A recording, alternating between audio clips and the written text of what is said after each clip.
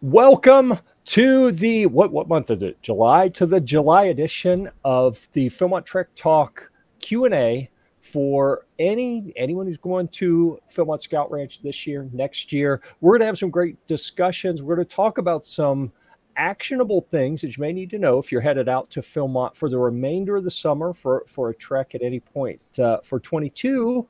And if you're going in 23, you may learn some neat things as well. And raise your hands if you have been on a trek this year. All right, so we have some, sorry, Hugh. Didn't mean to exclude you there, but we have some fresh experience straight from the trail that we want to share. I'm even going to plug a bunch of videos I've been posting and will continue to post from the trail a couple weeks ago. We'll get to those in a second, but first, let's introduce our expert panel. And, we're going to start with the new guy over here. Hugh, would you like to introduce yourself? Sure. I don't know if I qualify as an expert, but I'm a Scoutmaster and a crew advisor for a troop and a crew here in Sycamore, Illinois. I've been to Philmont a total of 6 times, but only on one trek. So my first time at Philmont was when I was 3 years old at the training center with my family. So. Wow. Yeah, and last year was my first trek, and it was a life-changing experience. That's awesome. I want to go back. Yep. Yeah. I've heard you can get bumper stickers that say that. Yeah. Yeah. Or tattoos. Yeah. Sal, you're up. I'm up. Sal Porto, Assistant Scoutmaster, Troop 212. Lutz, Florida, just completed 620 M5 crew, trek number 1228. That was my 7th trek. Also a Wilderness First Aid instructor and council contingent leader. So I don't know if I can, not an expert. The guy next to me over there, that way, whatever direction. Mr. Darrel's the expert. So Mr. Darrel, you're up. All right. Not necessarily an expert, but X something or other. Anyways, multiple treks, multiple times at Philmont, on staff last 6-7 years, leading council contingents, and I want to go back to Philmont. There you go. I'll be there in 23, June 11. I'll be in the Welcome Center. All right. We're 618 crew next year. Oh, wow. Actually, I had an issue. I had to spend about a day and a half with logistics, and they said, "Are you coming back next year?" And I said, "I'm planning on it." And they says, "Well, you could volunteer here in logistics." And I go, "Well, okay." And he said, "We do have air conditioning." And I said, Yep. That could be a perk." There you go. Yeah. So what's the process for anyone out there listening who is like, wait a second, we can volunteer? Like, how does someone go about determining where there's a need and submitting an application, or who do they need to talk to? How's that work? It's, how do I want to put it? It's rather discretionary on the part of Philmont. You do have to apply. They want an individual who has had some experience, either on staff or on a trek, so they have an understanding how Philmont operates, at least from the front side, what the participants see, and to be able to give at a minimum 1 week. They would prefer 2 weeks or more. They're not really interested in volunteers who want to come for like 2 or 3 days. Right.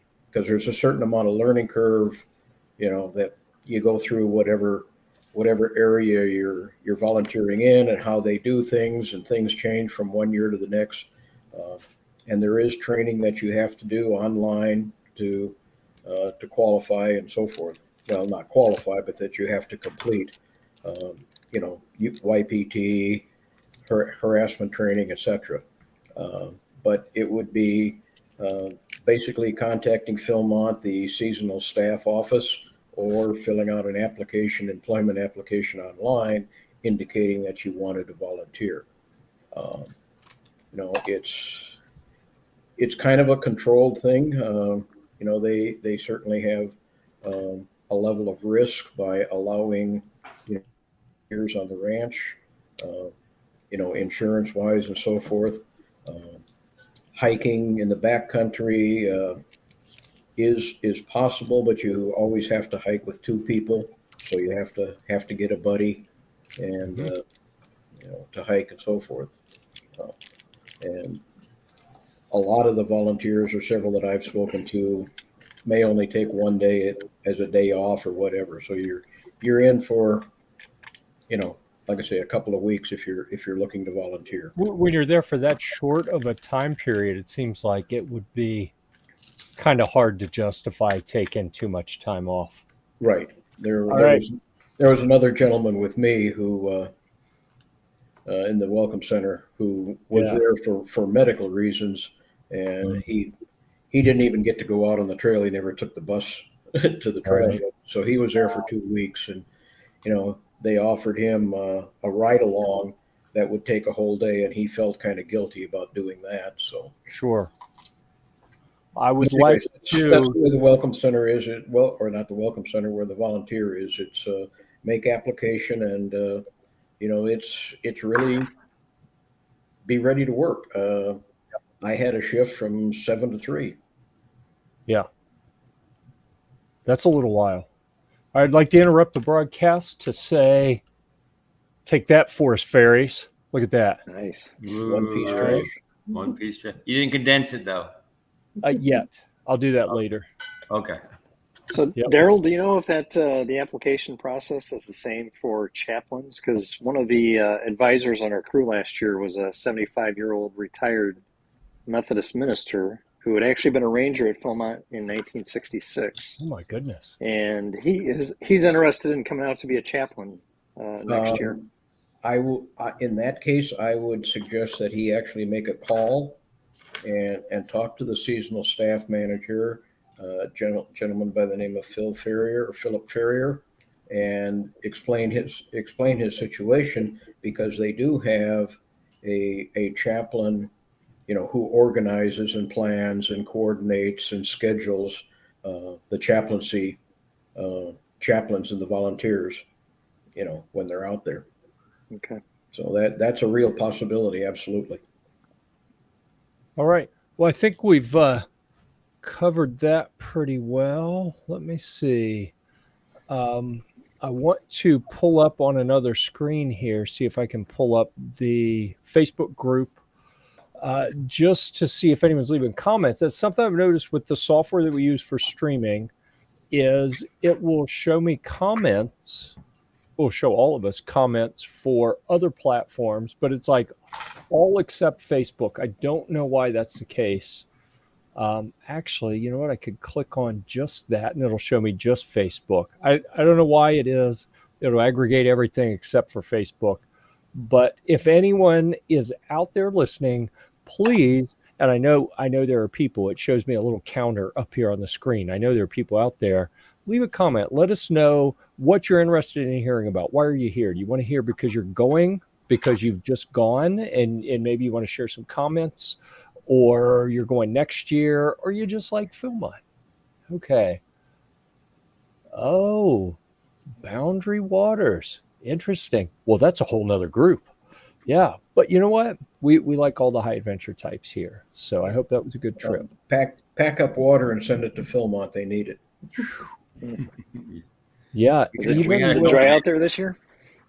Yeah, we had a couple of days of rain.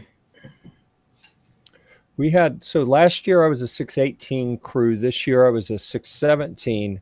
And in both cases, we had over half of the trek was wet.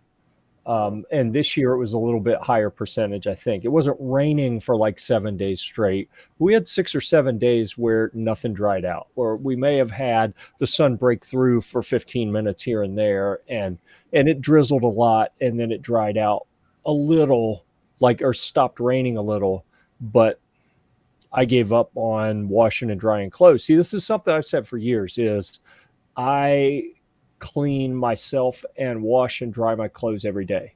on the trail, with a Ziploc bag or a wash basin or whatever.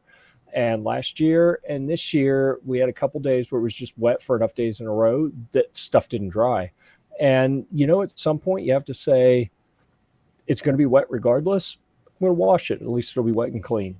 And, there you go. Yeah. And last year our trek was 8-4, and everybody was like, "Oh, you're going in August. You're going to be wet. It's monsoon season." And it was a 9-day trek we were on, and we had one day of rain. It was the last day, and it lasted for 15 minutes. You got lucky. We had it all in June last year, so we got it all for you. I was worried. We had 2.5 days roughly of rain this year on our trek. First couple days, that was the first day or two, but then when we got airlifted out, kind of when we got picked up and taken back into quarantine camp, it was raining. So we were one of those COVID cases. So you went to the leper colony. Yeah, we went to POW camp. Yeah, I've actually been advised not to call it that, but I think it's funny, so I do it anyway. Yeah. Where did they quarantine you?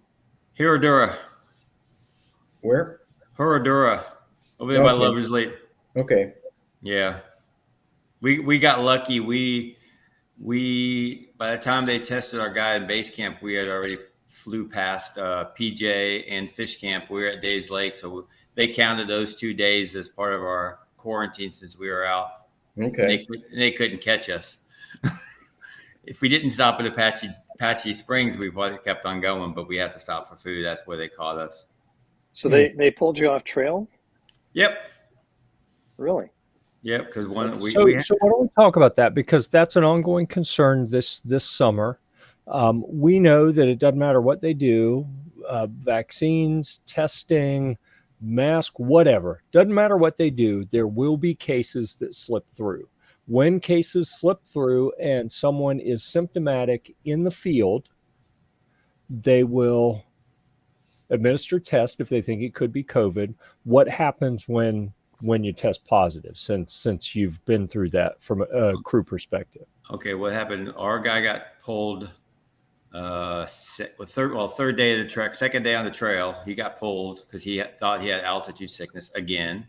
Mm-hmm. They brought him back to base camp. They forgot to test him as soon as they got to base camp. That was kind of their mistake, but he tested himself since he is a medical doctor, and he had kits in his backpack, in his locker. He tested positive.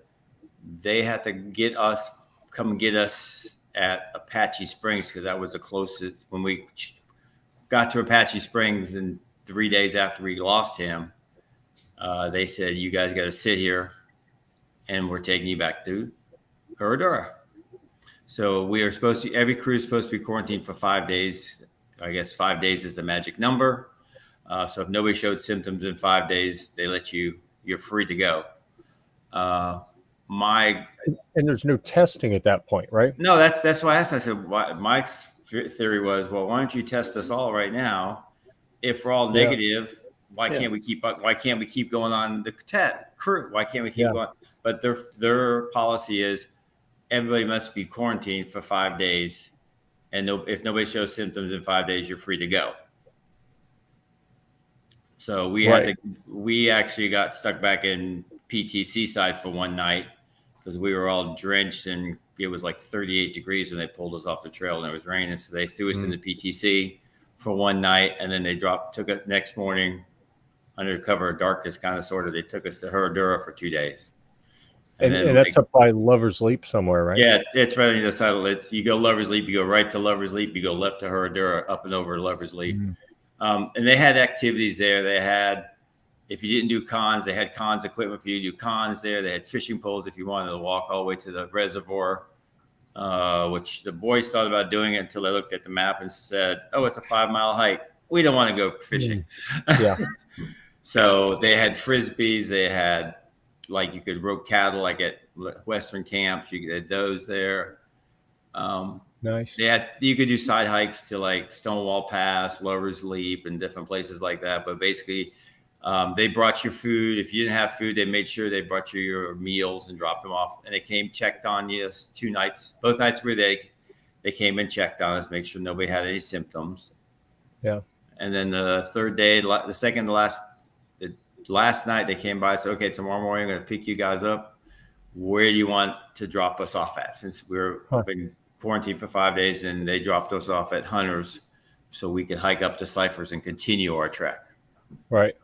So, but there was crews there that were second day on the trail and somebody tested positive. They still had the Ranger. Oh, wow. And the Ranger had to go in quarantine too. So there was one, two. I got to give them credit. There was four crews. There was 4 crews when I was there that were in quarantine. So there had been some grumblings or rumblings before the trek season started that if people ended up testing positive, that they'd be, summarily dismissed, put on a bus and pointed in a direction away from camp, and you're on your own. So before hitting the trail, I ran into Steve Nelson, and we were talking about some things. He actually told me about how they'd set that up and said, he could have, he and the others in charge could have taken a very hard line on that. And the level of compassion that they showed in putting together a comprehensive plan to try to get the most out of the Philmont experience, even when people were in quarantine, giving them a place to stay, activities to do, options, getting them back on the trail as soon as practical. I thought those were all, I was impressed. I thought it was very commendable. The way things have been in New Mexico around COVID, I had fears that it could have been a very strong reaction that, just expel them from the property and they're on their own. So, So good on Philmont for really doing the right thing. I had an interesting talk with Steve, because Steve and what's the young man in charge of the Ranger program who does the talks? Austin. Steve and Austin came and picked us up. And also on the way, because we were on the other side, they picked us up at Agua Fria, which is in the Bayou Ranch. That's where they picked us up. We had a nice little conversation back in, and he says, look, this is the rules that basically New Mexico told them they had to quarantine people for 5 days. He goes, if it was up to them, they would test all of us. If we tested negative, they were going to let us keep on running. But they had to let us basically sit there for 5 days. But they counted the 2 days that we were at PJ and Dave's Lake as part of our quarantine, since we were not around anybody those 2 days. Yeah. So instead of doing 5 days, we only did 3 days in quarantine. So, yeah. I mean, the boys had a good time. The scouts took it they were kind of upset the first day, but once we got there, set up camp, and we did a little side hike, and they took it. We almost treated it like a down day, like when you do a down, like Baldy, when you have that down day. Yeah, we kind of treated it like that, and they played cards, they played frisbee. We all on the 28th at 10:30 at night, the ranger there woke everybody up because we had mountain lions in camp. So we got to sing Happy Birthday Mountain Lions from 10:30 to 11:30.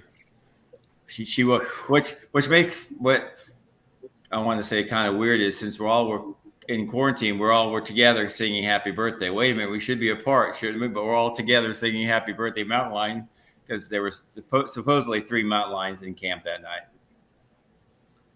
I only saw one, so there were supposedly 3. Wow. So were there other crews there with you? There was 3 other crews with us. Wow. We were there. We were only there for 2 days. There was one crew left the day after us did, but 2 other crews showed up after we did, and they were stuck. Like I said, the one crew had the Ranger, and she was stuck with them for 5 days. She couldn't leave. She was got to talk to her. She goes, I'm hoping to leave, but they won't let me leave either. She goes, if I go back to base camp, I'm going to have to be in quarantine, so I might as well stay here in quarantine with the crew, as opposed to sit at base camp in quarantine doing nothing, she said. So, but the boys made the best of it. All right. Best they could. Well, I can't, because of the limitation of the software, I can't display who has made comments, but I can share the other screen so you can see it. So that was Andy, who got back from Boundary Waters. So good to see that. And okay. So Ashley was part of the crew that I was fortunate enough to be a guest of for the June trek. Is Jeff using the same water bottle for that drink mix? No. This is my metal cup here. And honestly, I had a thing for drink mixes on the trail, and this is the first one I've used. I use them for other backpacking trips, and I have a competitive swimmer kid that will use some of those for swim meets. But I broke one out just for this broadcast, and using my Gear Report mug here. And then the other one was Andy. Did you guys run into many Philmont Trek Talk group members? I probably ran into half a dozen or so. How about you guys? Not counting Darrel, I probably about 5 or 6.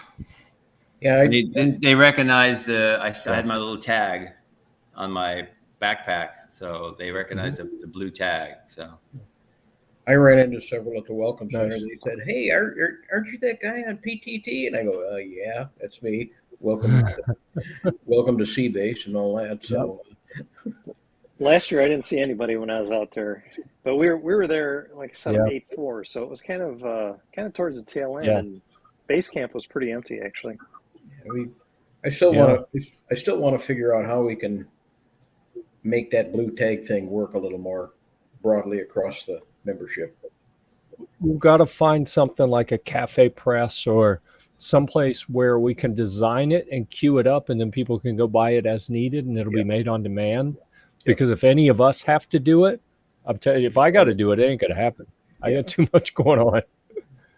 Yeah, the fulfillment of all right. So the issue. But anyways, and on that note, I cannot believe the last 2 days, 135 requests to join the group. We've been getting lots. I don't know where it's all coming from either. Yeah. My email is like exploding. Yeah. Let's see. I don't know either, but maybe they're. I did see one person who I recognized and reached out to them and said, did you join? And they said, no. I was a member. I've been a member, and I don't believe I joined again, like a week ago. So I don't know where they're coming from. Yeah, that's but weird. We're happy to have y'all. 10,692 members as of this moment. So whether you got here on purpose or not, we're glad you're here. All right. Yep. As long as you contribute and try to help people have better treks. That's the whole idea. It's the whole purpose. Yep. The whole reason we do this is to have the best trek possible. From the perspective of a rookie last year, I will say this was very helpful for me. A lot of good tips. Yep. That's what we're here for. Especially the gold comments, a lot of diverse opinions, a lot of diverse. This is the gear I like, and all that. We see it every once in a while. We welcome opinions. Just don't preach. Well, I listened to Jeff about the Gold Bond Tingle, but I wish I would have listened to him about the chair, because that was a pound of weight that was worthless. Yeah. Ooh, don't tell him that. Don't tell him that. He's going to be team. See, he's still going to be team no chair. How do trail runners work in the mud? Fine. They do? You know what?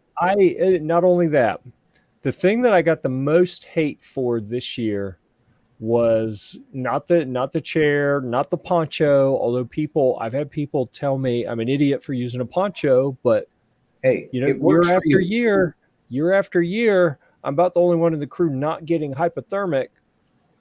I think my range system works. But and that's it. It's a range system. You have to have everything that works together. And that's what I want people to do. I don't care what people use as long as they have a system that works. Yep. It's the people who, I saw these people get hypothermic. I'm like, well, yeah, what were they using? Rain suits almost every time, but they still preach the rain suits. That's the stuff that frustrates me. I don't care what system you use. Find something that works for you. and keep looking until you find something that works. Because if it doesn't work, it's going to get you in trouble. It's Rain dangerous. killed. Rain killed. Yeah. I still I'm like my trying to kilt. find a picture. I gotta share a picture with you, Sal, if I can figure out how to open it. Like I said, this is a brand new computer. Like literally hooked it up. Today's Tuesday. Hooked it up yesterday in the evening, and just played with it a little bit today. So I'm trying to get a picture to open here so I can show it, While because you're gonna get a kick out of this. you're doing All that, right. while you're doing that, Jeff, maybe some comments about next year for 23. Well, go ahead and do your thing, trying to get that picture up. I heard. There's still space available. I know. There you go. Yep. Yeah. Yeah. Okay. Yeah, and there probably will be. I mean, if the trend from, I'm a little scared that economics are forcing the cost to go up. That they're going to price some people out. We're already seeing, if like from 25 to less than 18,000 last year to this year. I don't know how many other Well, things are at play, but don't forget, Philmont used to go up $50 a year. Now they go up $200 a year. Yeah. The rate, Yeah. the Philmont fee for 23 is $14.90, and that's just the Philmont fee. You got Yeah. then you got to load on top of Wow. that transportation, gear, food, lodging, etc. Yep. But my point was that there's still space if you want to. The first payment, the down payment, I believe, is due October 1st. Without looking, I believe that's $150 per person. all right. I Right, Sal? have this. I can let you hold on a second, Darrell. I'll find. I'll look real quick. But I think that's it. So we need to get into that. Plus, next year is a Jamboree year, so there should be quite a few openings at Philmont Right. towards that time of the year. From past experience and Yeah. talking to the people out there, Jamboree, whether it's the national or even the world a couple of years ago, it does not really materially change Really? the attendance at Philmont. Hey, I mean, Darrell, if they're looking at 20,000 people, it may vary 100 or 200, and that's it. Darrell, it says on my invoice Yeah. the deposit fee was due 5/1/2022. We already paid our first deposit. Yeah, no, the first payment is. Excuse me, you're right. Oh. The first payment, the first half payment, Yeah. is due October 1. Correct. Yep, you're right. Yeah. But we already paid our deposit. Right. And we got Okay, four- time we got four- check for everyone. Yep. We're about halfway through our allotted Okay. 1 hour, just so everyone knows. And here's the picture I wanted to show you. Can you tell what you're looking at here, Sal? Is that a Is chair? it too small? It is. Where do you think that chair is? In somebody's trash can somewhere. Well, I don't know where it is right now, but I can tell you that before leaving base camp, I told the owner of that chair, you can take it, but I'm not carrying it for you. There you go. And then guess what? It ended up in my pack before the trek was over. Lucky you. Sometimes when you're a team player, you end up taking one for the team. And I I know. carried that Well- Chinese chair for someone to help the crew. Well, And I said, when I was putting it in there, I stopped. I held the crew up to get my camera out. I said, I got to take a picture of this for Sal. well, I had the backstory when we lost our advisor who went down to base camp. Him and I were sharing Philmont tents. So when he left, guess what? Guess what I had to carry? The rest of the Philmont tent. So I had a 5-pound tent lug it around. I'm thinking, I sure wish I had my tent. Yep. I had to carry it. Well, the only good that thing is I happens. had that big tent all to myself for 4 days. He came back, but he left again. So so I had to carry that big old Philmont tent all by solo. So that didn't help. One other thing that I would like to caution people on, it's not a popular subject, but if you travel by Amtrak, they will not accept a minor under the age of 16. They are an unaccompanied minor.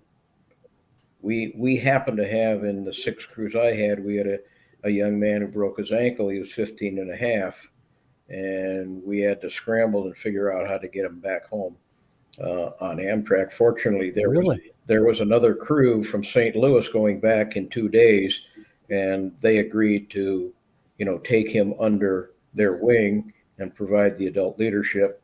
And the parent had to sign a release allowing,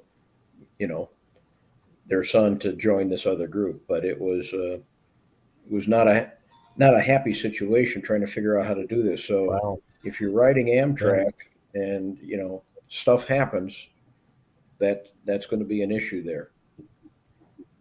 Yeah.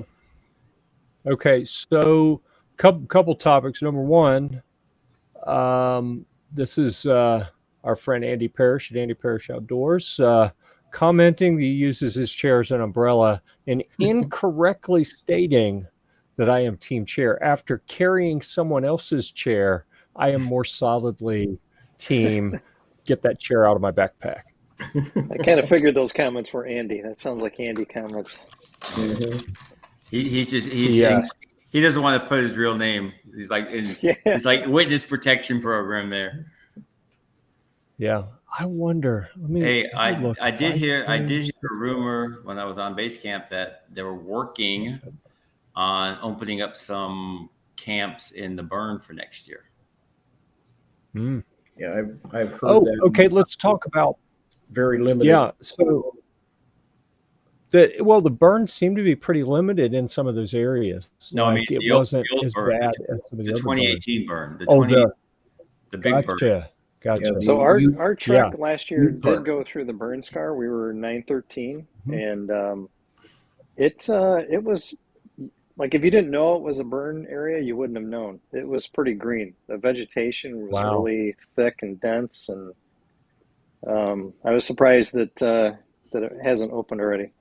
Yeah, based on what we saw. I was told that they were working on getting a couple camps open for next year. That's awesome. I hope that they are able to do that. Yeah. The burn for this year down South Country, what was it? Zastro was the only camp that was affected, but they did close up. They did close Rayado River Camp. Right. There was 2 or 3 starting trail camps that were closed. We had Crags and Line were both on our itinerary. So, and that's something I wanted to talk about, was for people still going this year. I thought it was interesting. So I was invited to the crew that I went with a week before we left. So I didn't know anything about the people, the itinerary, what they wanted to do, whether they're happy about. I didn't even know what trek we were doing, and I asked. I'm told, was it 12/7, I think, and I looked it up and I sent a note, said, hey, Mike, did you hear anything about being rerouted? Because we're starting as Astro Turnaround, and then like Line and Crags and a couple of these camps, we were in Red Hills, which obviously we didn't go to for a separate reason, that I was completely unaware of the microburst that had knocked down all the trees up on that side of the mountain. But so 3 of our camps were different. Like when we got our itinerary. So funny thing though is 3-4 days before we get to Philmont, the lead advisor called and said, hey, we're just looking over this and thinking that we may have an itinerary change. We hadn't heard anything. And they were, if there was an itinerary change, we would have told you. And then we get there and get the itinerary and we're like, oh, this is completely different. For the camps were different. So that was interesting. And I have been working on some stuff. But I wasn't going to spill the beans on this. I'll show you something I've been working on. Well, I don't even know if this is going to be visible. It's a test board for my laser engraver, where I've taken the itinerary out of the itinerary guidebook, and burned it onto a board. And when I get all the engraving right, I'm going to do at least one for each of the units that I've gone with. So the 17, the 21, the 22. If I can get that right. I don't even know what to do for this year because like people who ordered shirts or anything that had a customized itinerary on it, that it's different. You know, if you were going to anywhere down in that area that was touched up against the burn or up through Red Hills or that area in the center, it's all different. So, Yeah, Yeah. because we were supposed to start at Rayado, and they ended up throwing us at Backache Springs, and then we went, like I said, we went to Apache, then we got moved over to the leper colony, and then we got put back to, then they dropped us off at Hunting Lodge to go up to Cyphers. So, but we continued from Cyphers on the way home. Yeah, and So the we only missed really 2 days on the trail. We missed going to Crooked Creek and Mount Phillips and Sawmill, so it wasn't too bad. Yeah, the Vol was closed due to the Carson Forest being closed. Is it still closed? No, they've opened it, but I can't see Philmont. Hello there, Andy.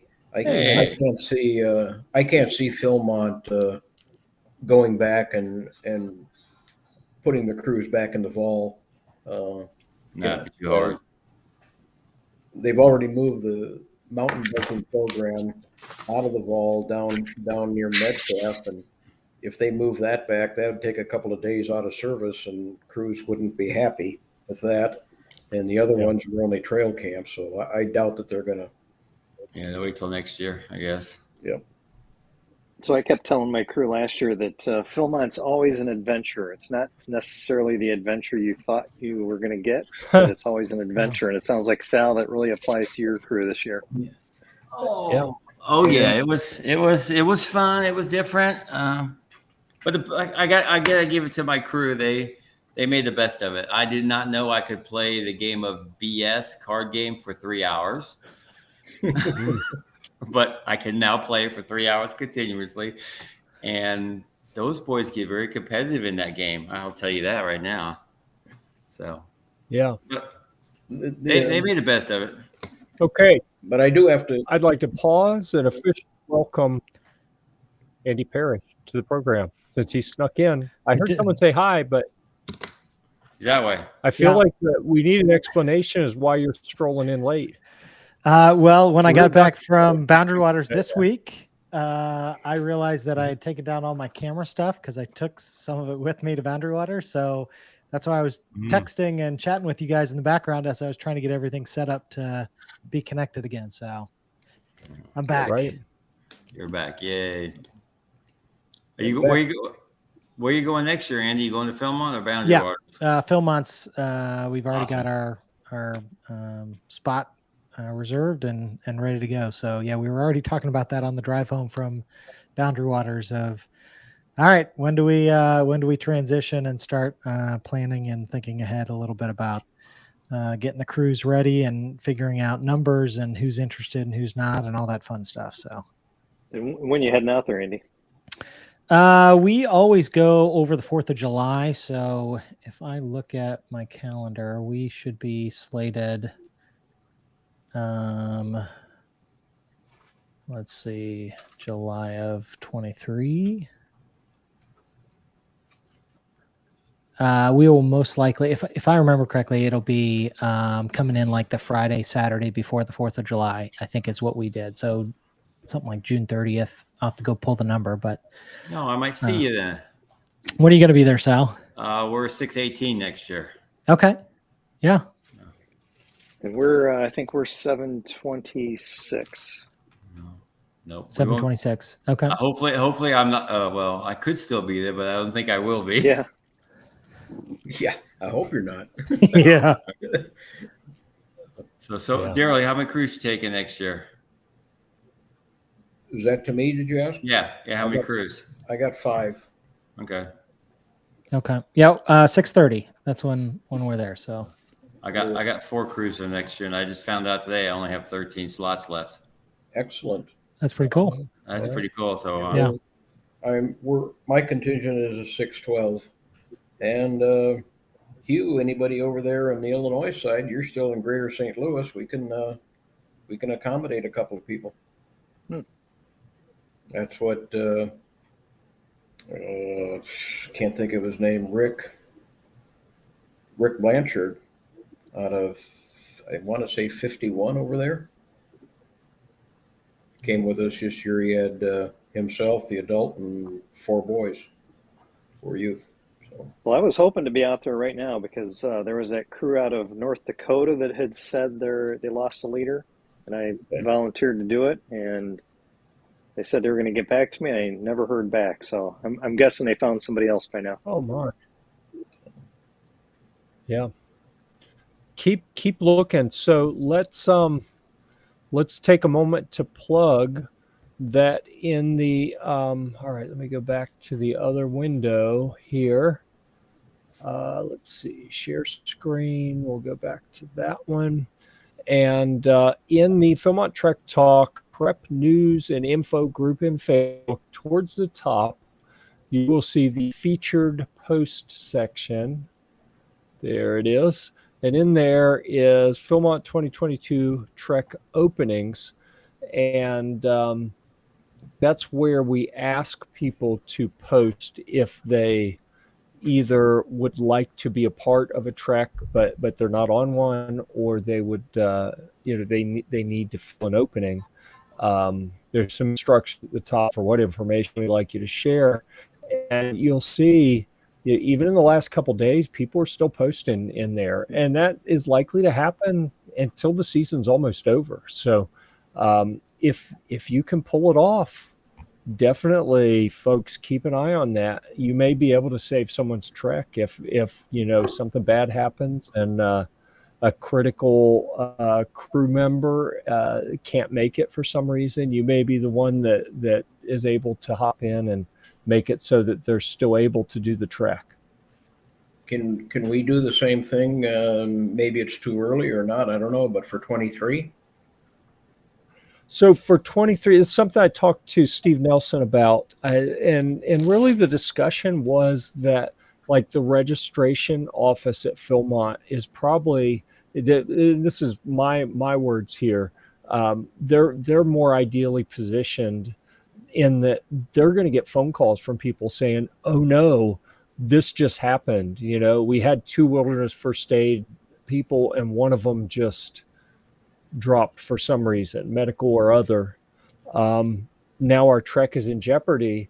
Well, if they had access to a list to say, okay, here's 5 people who have said they are willing and able, you can reach out to them, they'd be in an ideal position to facilitate that. I said, I don't know if you want to get in the business of making those introductions, even if it's just a casual introduction.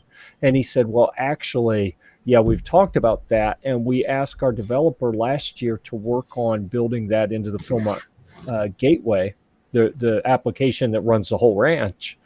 But then they had some HIPAA requirements that they had to put development time towards, and they weren't able to make that happen. So I was like, Steve, let me know as soon as you know something, because I have some ideas. I'm not a huge fan of how we did it in our group last year and this year.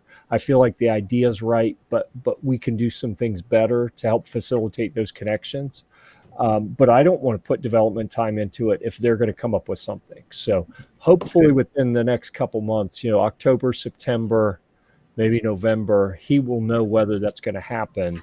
And if Philmont does it, then I'm going to likely abandon all of that and just say, call registration. They can help you. And speaking of that, real quick, when you mentioned Wilderness First Aid, I heard the rumor that next year they're going to require 4 Wilderness First Aid per crew. Wow. Not 2. Because wow. I guess the problem was when people dropping with COVID, if you only had 2, now you're down to 1. Yeah. Wow. Yeah, I had heard 3. I hadn't heard the 4. But I heard the 4. So it's either be 3 or 4, which is going to make it interesting because that's my business. So I'm gonna do for all my crews is, if the whole crew signs up to take the whole course, let's say 12 people, I'm gonna give a discounted rate. Yep. Yeah. So make it that way, make it easier for everybody give them $25 off if the whole crew signs up for it at one time. I get why logistically they wouldn't want to require the whole crew, because there's always going to be something that happens where someone just can't get to the class. But man, Right. even if you're not going backpacking, just having basic medical, the ability to try to save someone's life is really important. Like, even if you're not going, the things that you learn in wilderness first aid, I think, are worth it, even if you're not going on a trek. Oh yeah, I mean, you saw that on the train wreck from Yep. the crew coming back, right?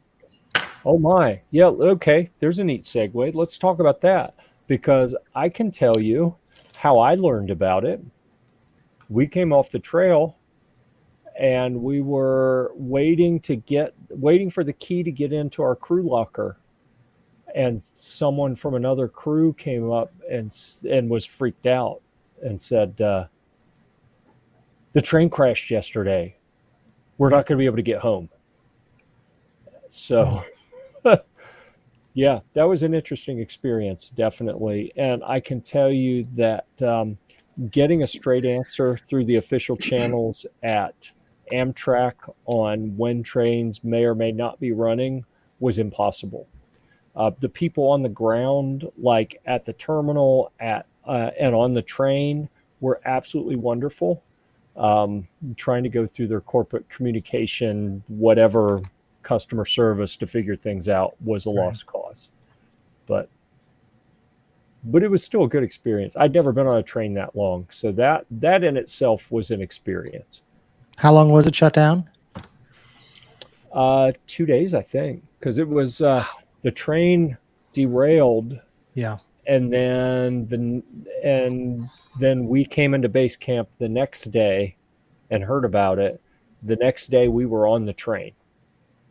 Wow. How was that being on it so recent after seeing, I'm sure by then you probably saw a lot of the social media stuff of the pictures and all of that.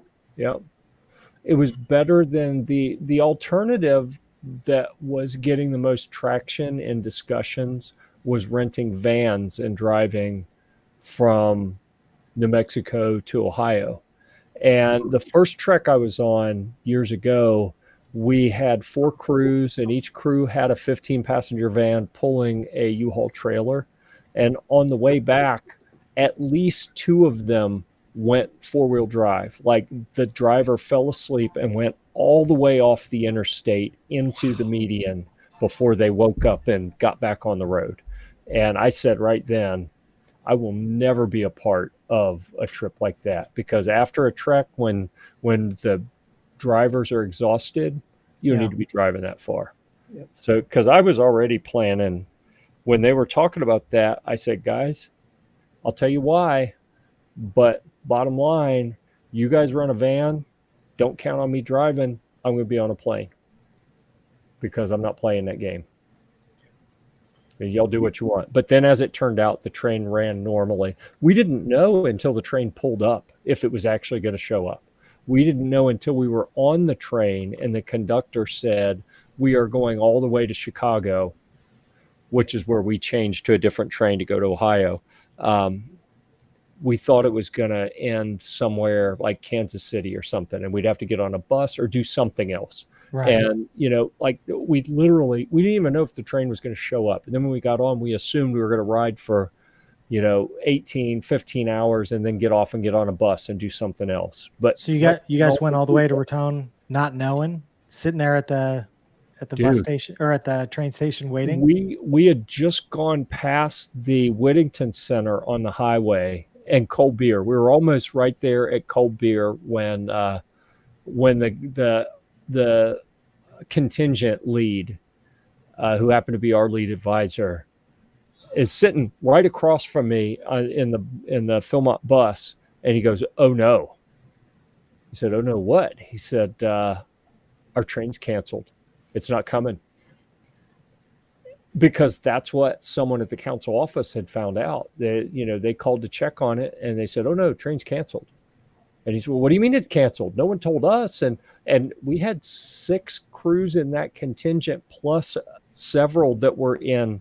There was another contingent, and there were several independent crews.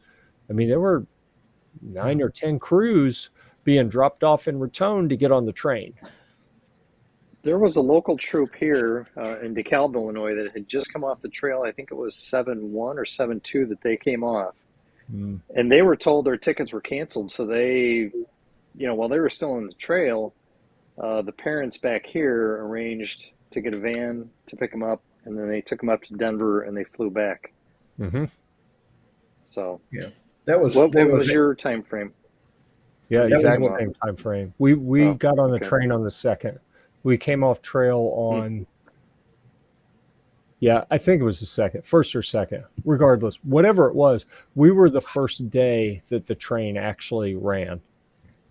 But what they were doing, Amtrak was taking some people by bus from Raton to Denver and then putting them on the train from Denver back to Chicago. They were also running some up to Kansas City and then putting them on a train over to St. Louis. And then at St. Louis, they could go back up into Illinois and up into Chicago. Yeah. So. Well, Jeff, you mentioned a long train ride afterwards. Yeah. How did you do on the train ride? Because that killed me coming off the trail. It's like going from being really active to sitting on a train for 20 hours. I was miserable, man. My legs were swollen up and in pain. It was bad. If I were a normal person, then that's exactly what it would have done to me. But because of what I do, I had 6.5 hours of accumulated video clips and 500-600 photos from the trail and some interviews and whatnot. So I slept for 12 hours, and the rest of the trip I was curating pictures and editing video. And I'll tell you, the observation car on the Southwest Chief was a godsend. That I went and took up residence at one of the booths there. I got my laptop out, and I just edited video. On the way there, I edited a tour of the Radical Firearms manufacturing facility in Houston, Texas, and a tour of the Ruck Rack. It's a Jeep accessory of their manufacturing facility. I edited 2 factory tours on the way there. And then on the way back, it was all I was actually working on like a summary trek video for the crew, which I had hoped to have that done before we got off the train, but it just didn't happen. I don't know when I'm going to get that done. Because I couldn't sleep on the way down or on the way back, either one on the train. Fortunately, we went down a few days early and we stayed at the NRA Center last year. Yeah. And that allowed me to kind of get a little bit of rest. But the train was not an enjoyable experience for me. So something I did to help on the way there, I have worn a buff while hiking for more than a decade. People started wearing them as like COVID mask a couple years ago, but I've been wearing them for a long time because they're so versatile. You can do so many things with them. One of the things I learned I'd never done before is I could pull it and fold it over twice and use it just to block my eyes so that I could sleep a little bit. But at a stop where we had Wi-Fi, somewhere along the way we had Wi-Fi, and I ordered a sleep mask. So it was waiting in the mailroom when we came off the trail. So I had a sleep mask for the ride home. Yeah, and I had a blow up neck pillow. I had earplugs. Yeah, the problem I had, and I don't know how tall you are, but I'm 6'2", and the legs could not get comfortable. Yeah, I'm 6'4". I had a real hard time with that, and my knees hurt for a couple days after because of the weird angle. But I spent a lot of time sitting in the booth working on my computer, and that really saved me. Okay, so we're almost out of time. Let me. I need to do a shameless plug, so let me pull this up on the other screen, or pull it from the other screen.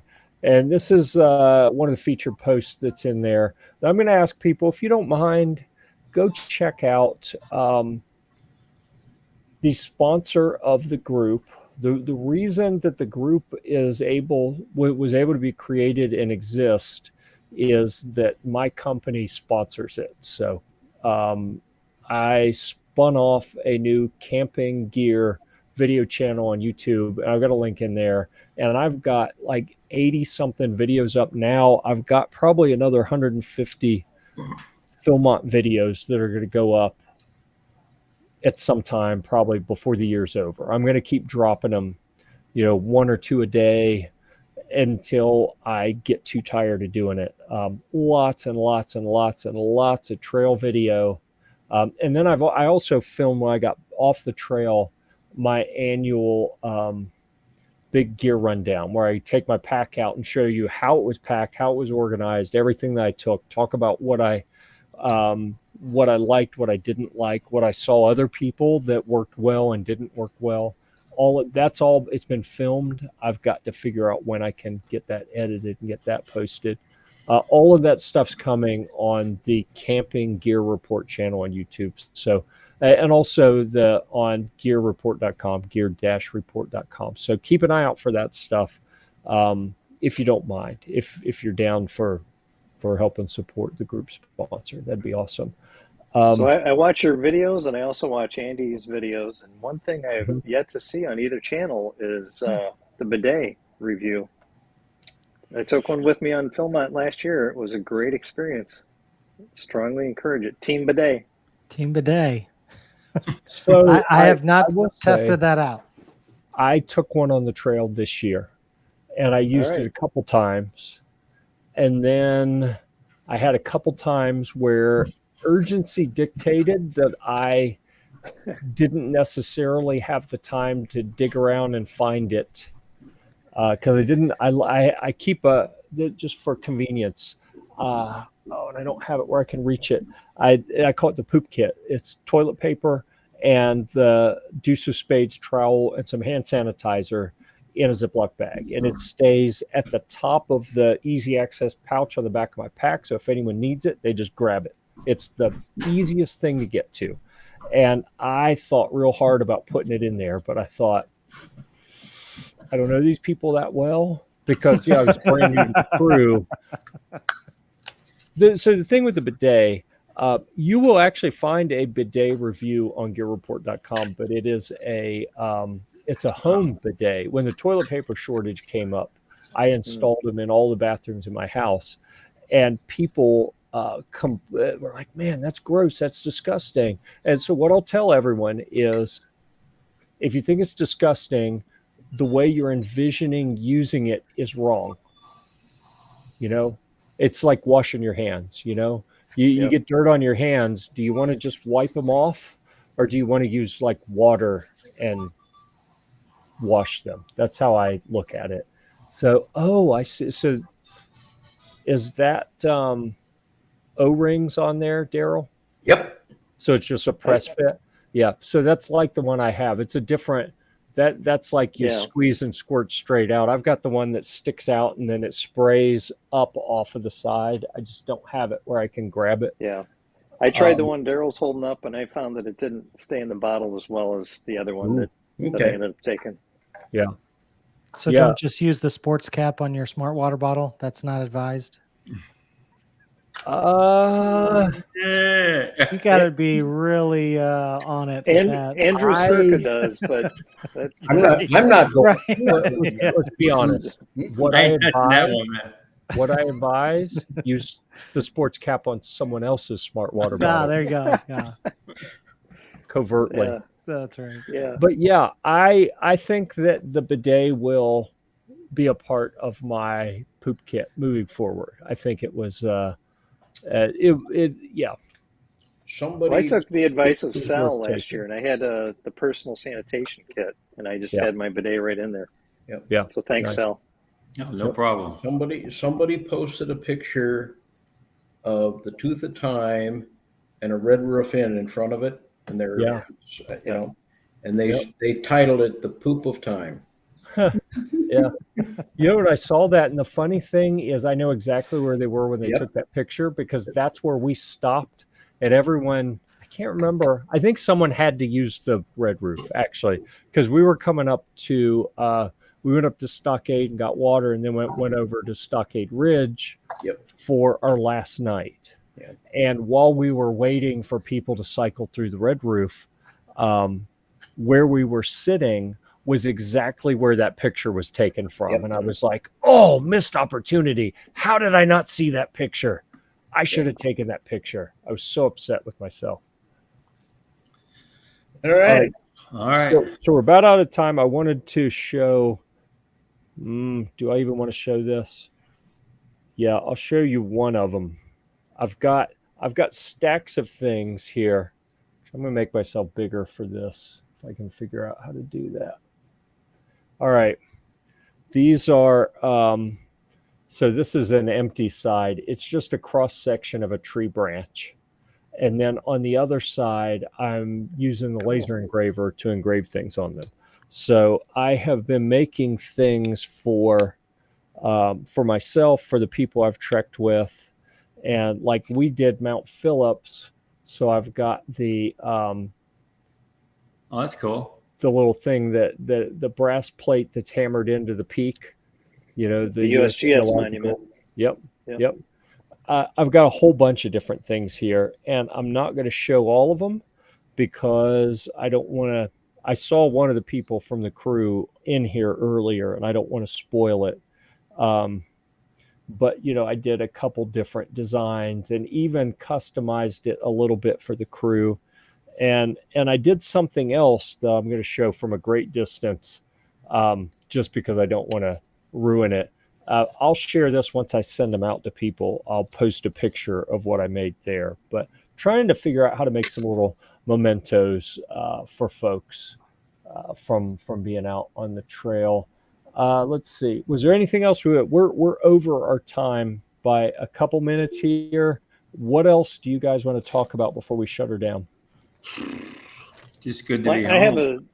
have a suggestion for probably a future topic. Yeah.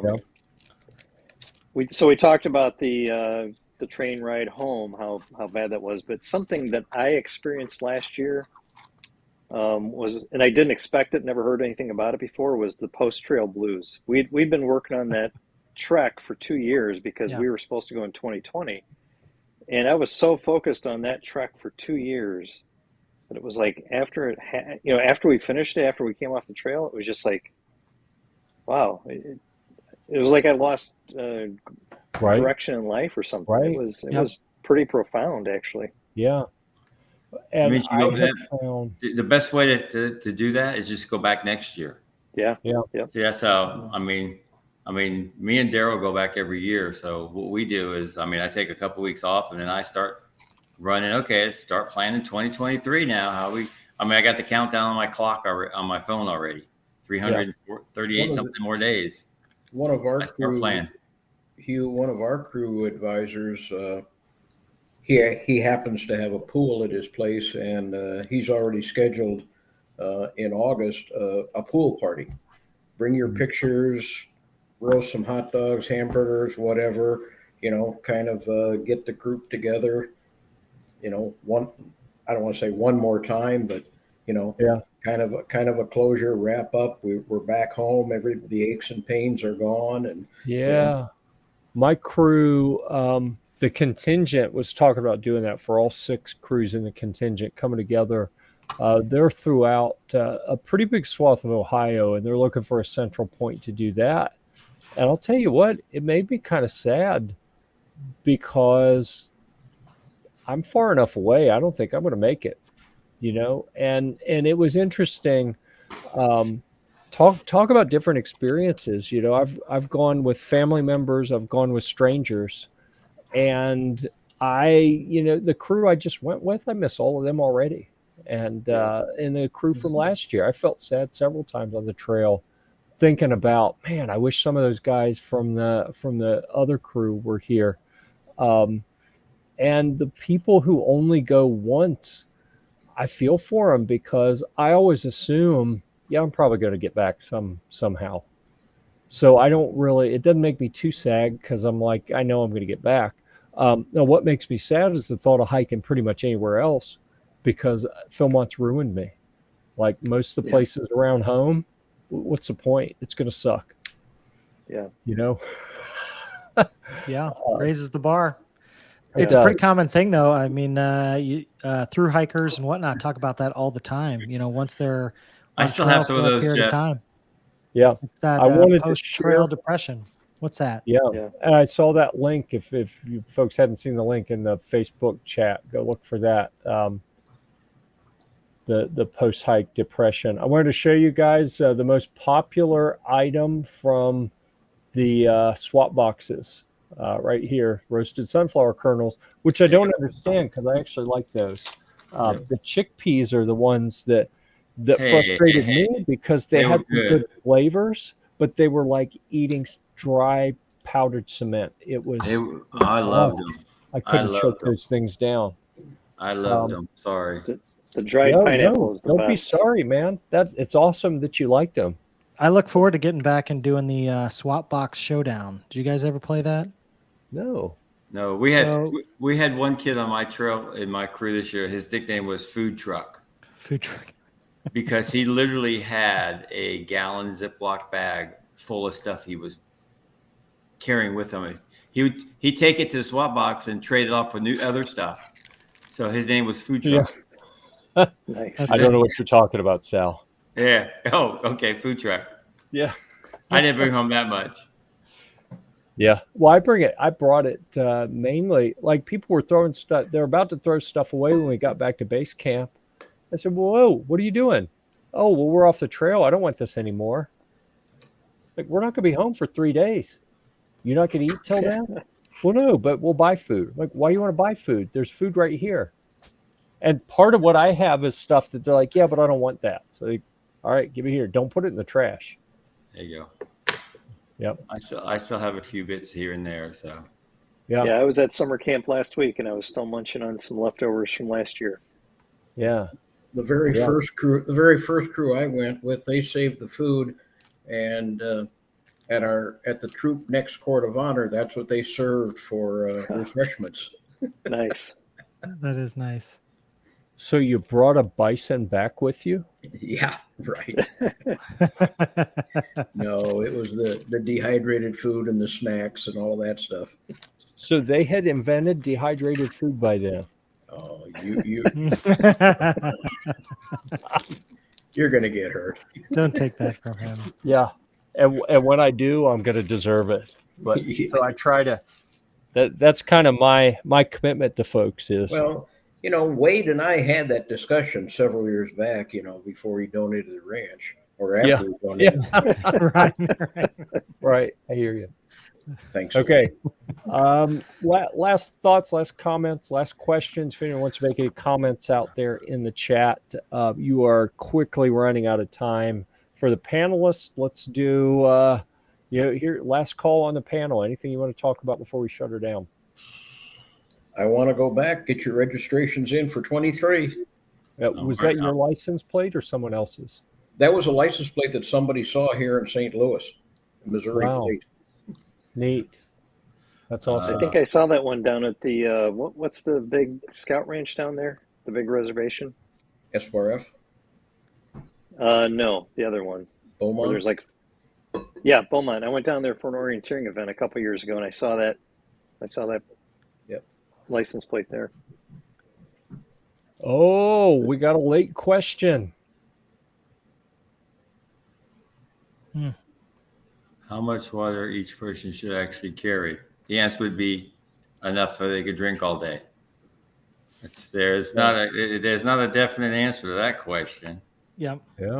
Yeah, it depends. I think we had this once before, and I think kind of amongst the group, we said typically under hiking conditions, I think we came to the conclusion about that you would drink about a quart an hour, somewhere in that neighborhood, plus or minus. So it would be, to answer this one, how much should you actually carry? That would be variable, like was just said. Check your map. Where are your water sources? Yep. We designated an adult and a youth to be the water masters, and they looked at the trail, and that was their job to determine where our next water source was, how much we needed to carry. How much should a person be able to carry? Absolutely 4 to 6 liters. But do you have to actually carry it when you're walking 5 miles alongside the stream? No. Right. Right. Yep. It's great points. I know we also use the tip of we were always drinking a ton when we got to water sources. So we weren't carrying extra. It was always a chance to take a water break. So we'd stop, we'd drink as much as you possibly needed while you were stopped next to the water source. And then you'd fill up enough to get you to the next water source with a little bit of a cushion. So usually there was somebody in the crew that was carrying an extra bladder of, 2 liters of water, just something to help spread things around. But everybody would drink a lot. And that way, and I've used that on all my backpacking trips. That way I'm not hauling 3 or 4 liters of water when I only need 1 or 2. So dry camps is another thing to figure out into that too, where that's going to push your maximum up higher.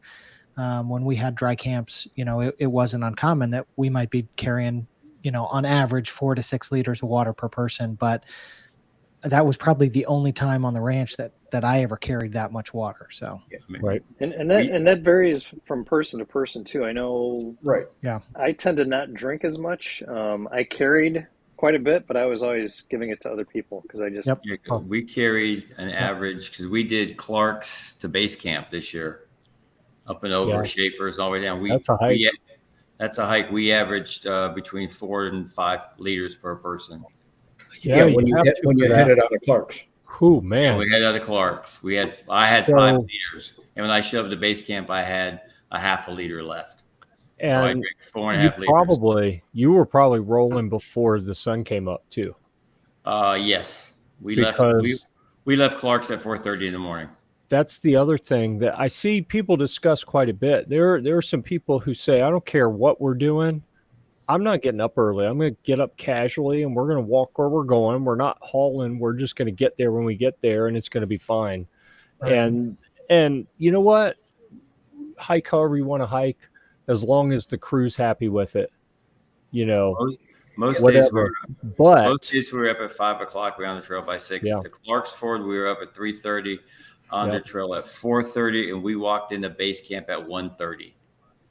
So we left Clark's Fork last year at about 8, and I filled up everything I had, and we ended up rolling into base camp at about 20 after 8 that evening. Oof. And I had given away part of my water, but I still had a liter left. Wow. So, but the thing is, the trick is. The trick with getting up early, it's not that everyone likes to get up early. It's that you get to hike before it's blazing hot. And you can literally carry half as much water sometimes.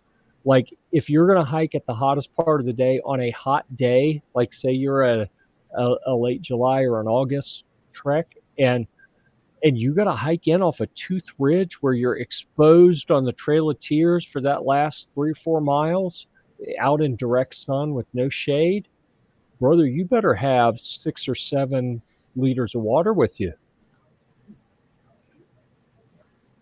But if you can be in base camp by 1 before you get to the hottest part of the day at 3 or 4 o'clock, maybe you can get away with less and still be fine.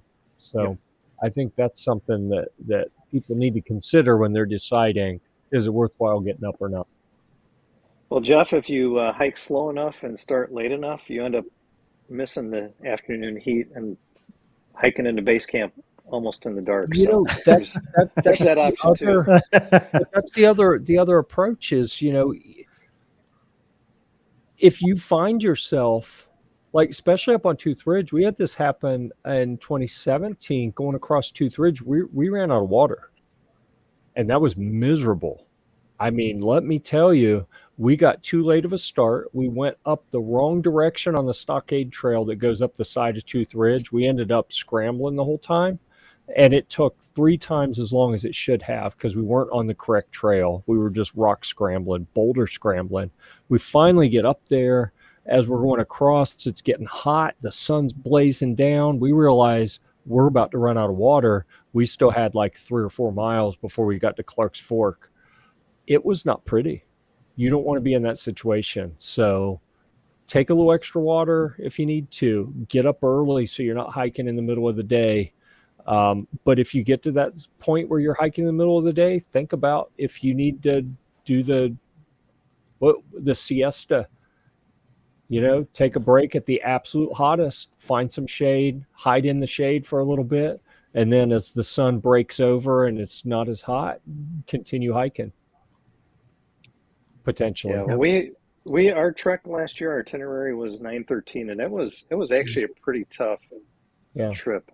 And by the last day, our scouts, we had a couple that weren't in the shape they should have been in, despite all the warnings and everything. But we were pretty whooped, and they couldn't do any better. They were doing the best they could. So it was a long last day.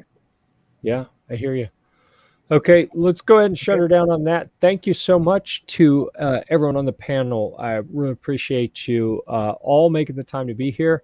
I thought at one point we may not even have a show today because I got so busy coming back off of the trail, I forgot to schedule this. So all of you being available for this, I really appreciate.